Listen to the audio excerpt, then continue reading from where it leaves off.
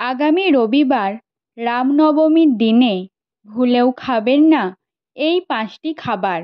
তাহলে জীবনে নেমে আসতে পারে চরম বিপত্তি, অশান্তি, কলহ, রোগ, জ্বালা যন্ত্রণা দেখা দিতে পারে আপনার সংসারে। ভগবান শ্রীরাম তথা শ্রী বিষ্ণুর আশীর্বাদ ও কৃপা থেকে আপনি বঞ্চিত হতে পারেন। তার সাথে সমস্ত দেবদেবী আপনার উপর রুষ্ট হতে পারেন।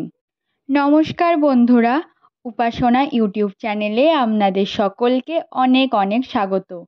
আশা করি পরমেশ্বরের কৃপায় আপনারা সকলে অনেক ভালো আছেন ও সুস্থ রয়েছেন। বন্ধুরা, সামনেই আসতে চলেছে রামনবমী। শ্রীপ্রভু রামের জন্মতিথি অনুসারে একে রামনবমী বলা হয়। ভগবান শ্রীরাম হলেন শ্রীহরির 7ম অবতার। প্রতি বছর চৈত্র মাসের নবমী তিথিতে এই রামনবমী পালন করা হয়। এই দিন ভগবান শ্রীরামের জন্ম উপলক্ষে পালন করা হয় এবং এই দিন শ্রীরামের বিশেষ পূজা অর্চনা করা হয়ে থাকে। তাই এই দিনটি সকল হিন্দু সনাতনধর্মী মানুষের কাছে অত্যন্ত গুরুত্বপূর্ণ হয়ে থাকে। ভগবান রাম হলেন কালপুরুষ, তিনি ত্যাগের পুরুষ এবং একজন সত্যবাদী রাজা। এই দিন শ্রীরামের পূজা করলে এবং ভক্তি ভরে তাকে ডাকলে মনের সকল মনস্কামনা পূর্ণ হয় ভক্তদের। কোনো ব্যক্তি যদি রামনবমীর দিনটিতে মনে ভক্তি সহকারে সমস্ত নিয়মবিধি মেনে রামের পূজা করে, তাহলে তার সমস্ত মনস্কামনা যেমন পূর্ণ হয়, তার জন্ম মৃত্যুর চক্র থেকেও মুক্তি হয়। তাই রামনবমীর দিনটি অত্যন্ত মনোযোগ সহকারে ভক্তি ভরে পালন করা উচিত। এই রামনবমীর দিন যেমন ভক্তির বিষয়টি উল্লেখযোগ্য, ঠিক তেমনই খাবারের দিকেও রয়েছে কিছু বিশেষ নিষেধাজ্ঞা। বন্ধুরা, আজকের এই ভিডিওটিতে আপনাদের আমি জানাবো রামনবমী কবে পড়েছে এবং রামনবমীর পূজা বিধি ও ব্রত পালনের নিয়ম, এবং এই দিন আপনারা ঠিক কোন 5টি খাবার ভুলেও গ্রহণ করবেন না। তাই বন্ধুরা, ভিডিওটি অত্যন্ত গুরুত্বপূর্ণ হতে চলেছে। তাই আমার সকল শ্রোতা বন্ধুর কাছে নিবেদন যে ভিডিওটি আপনারা মনোযোগ সহকারে প্রথম থেকে শেষ পর্যন্ত দেখুন, এবং শেষে যদি এই বিষয়ে আরও কোনো প্রশ্ন থাকে তাহলে অবশ্যই নিচের কমেন্ট বক্সে তা জানিয়ে যাবেন। এবং ভিডিওটি ভালো লাগলে অবশ্যই একটি লাইক করবেন, এবং চ্যানেলে প্রথম হয়ে থাকলে বন্ধুরা অবশ্যই চ্যানেলটিকে সাবস্ক্রাইব করে রাখবেন, যাতে আমার এরূপ নিত্য প্রয়োজনীয় ভিডিওগুলি আপনার কাছে সকলের আগে পৌঁছায়। তাহলে চলুন বন্ধুরা, প্রথমেই জেনে নিই এই বছর রামনবমী কখন পড়ছে, রামনবমীর পূজার পূর্ণাঙ্গ সময়সূচি, নবমীর তিথি কখন থেকে শুরু হচ্ছে এবং কখন শেষ হচ্ছে।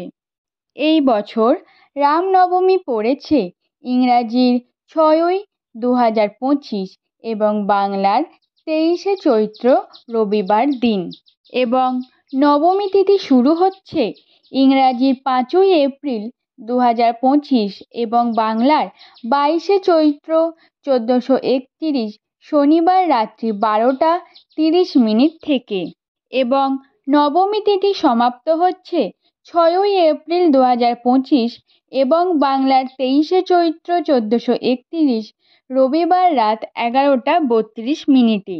তাই বন্ধুরা, ওই শুভ সময়ের মধ্যেই আপনারা পূজা শেষ করে নেবেন।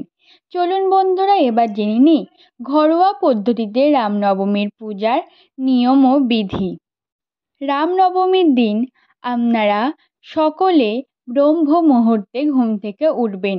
তারপর বাড়ির যে নিত্য প্রয়োজনীয় কাজগুলি রয়েছে সেগুলি সেরে নেবেন এবং বাড়ি ঘর অতি সুন্দর করে যত্ন সহকারে পরিষ্কার পরিচ্ছন্ন করবেন। তারপর আপনারা স্নান করে নেবেন। স্নানের জলে কিছুটা গঙ্গা জল মিশিয়ে আপনারা স্নান করে নিতে পারেন, কারণ প্রত্যেকের তো সেদিন গঙ্গা স্নান করার মতো সুযোগ হয় না। তাই স্নানের জলে গঙ্গার জল মিশিয়ে স্নান করলেও তার অনেক শুভ ফল পাওয়া যায়। তারপর একটি শুদ্ধ বস্ত্র পরবেন এবং অবশ্যই সূর্যদেবের উদ্দেশ্যে একটি জল অর্ঘ্য নিবেদন করবেন। সূর্যদেবকে জলের অর্ঘ্য নিবেদনের নিয়ম হলো 1 ঘটি জলে কিছু বা 2-1টা জবা ফুল এবং একটু হলুদ এবং একটু সিঁদুর এই দিয়ে আপনারা অর্ঘ্য নিবেদন করবেন।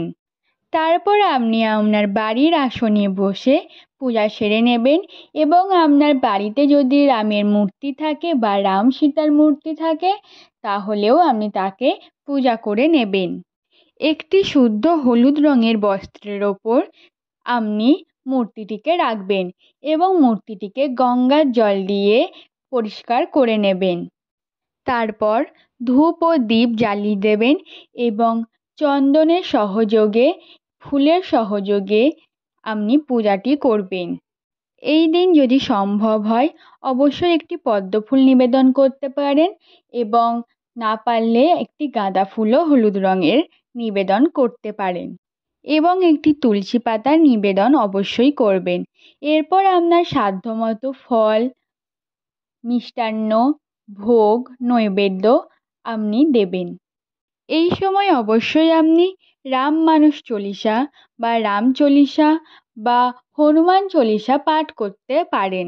বন্ধুরা, হিন্দু সনাতন ধর্মে সমস্ত পূজাবিধিরই কিছু খাবারের নিষেধাজ্ঞা থাকে। অনেক কিছুই খাবার এই দিন গ্রহণ করতে নেই, আবার অনেক কিছুই খাবার এই দিন গ্রহণ করতে হয়। আপনারা অনেকেই এগুলি মানেন না, আবার অনেকে এগুলি মানেও, কিন্তু এগুলি মানলে শ্রীরাম বা যে পুজোর উদ্দেশ্যে আপনারা এটি করছেন তার ফল আরও শুভ পাওয়া যায়। তাহলে বন্ধুরা চলুন জেনে নিই যে এই রামনবমীর দিন কোন খাবারগুলি একদমই গ্রহণ করা উচিত নয়। প্রথমেই যে খাবারটি আছে সেটি হলো কোনো প্রকার আমিষ জাতীয় খাবার। হ্যাঁ বন্ধুরা, রামনবমীর মতো একটি পবিত্র দিনে কোনো রকম আমিষ জাতীয় খাদ্য গ্রহণ করা উচিত নয়, যেমন মাছ, ডিম, মাংস, মাশরুম, পেঁয়াজ, রসুন, মুসুরির ডাল এবং সয়াবিন এটিকেও খাওয়া উচিত নয়। তাই বন্ধুরা, এই রামনবমীর দিন এইরূপ আমিষ জাতীয় খাদ্য আপনারা ভুলেও খাবেন না, কারণ এই দিনটিতে যদি আপনারা আমিষ জাতীয় খাদ্য গ্রহণ করেন তাহলে শ্রীরাম আপনার ওপর অত্যন্ত রুষ্ট হবেন। বন্ধুরা, দ্বিতীয় যে খাবারটি আপনারা এই দিন ভুলেও গ্রহণ করবেন না তা হলো পোড়া খাবার, অর্থাৎ আলু পোড়া বা বেগুন পোড়া এই জাতীয় কোনো পোড়া খাবার আপনারা এই দিন গ্রহণ করবেন না, কারণ পুড়ে যাওয়াকে পূজার অশুভ ইঙ্গিত বলে মনে করা হয়।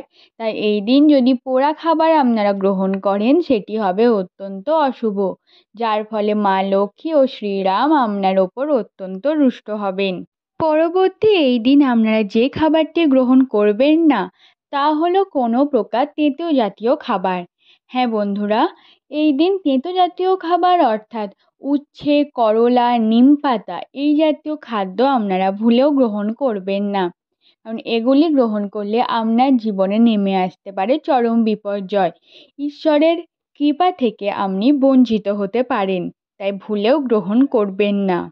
পরবর্তীতে বন্ধুরা, এই দিন আপনারা কোনো প্রকার অ্যালকোহল জাতীয় খাবার গ্রহণ করবেন না, কারণ এই দিন ওইসব অ্যালকোহল জাতীয় খাবার গ্রহণ করলে তা যেমন আপনার শরীরের জন্য খারাপ হবে, ঠিক তেমনই উপবাসের দিন এই সমস্ত খাদ্য গ্রহণ করলে মা লক্ষ্মী ও শ্রী বিষ্ণু আপনার ওপর অত্যন্ত রুষ্ট হবেন। এছাড়া বন্ধুরা, এই দিন আপনারা ভুলেও অতিরিক্ত তেল মশলা জাতীয় খাদ্য গ্রহণ করবেন না, সাত্ত্বিক খাদ্য গ্রহণ করার চেষ্টা করবেন।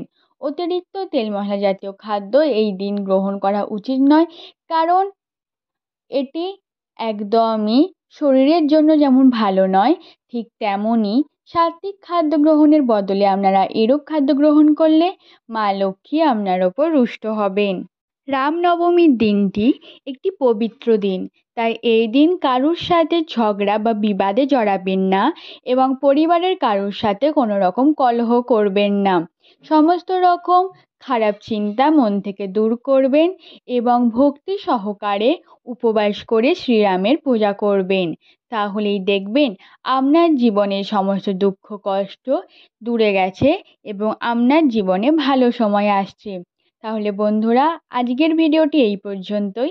আবার দেখা হবে নতুন কোনো ভিডিও নিয়ে। ততক্ষণ পরিবারের সকলকে ভালো রাখবেন এবং আপনিও ভালো থাকবেন। নমস্কার। জয় শ্রীকৃষ্ণ। রাধে রাধে।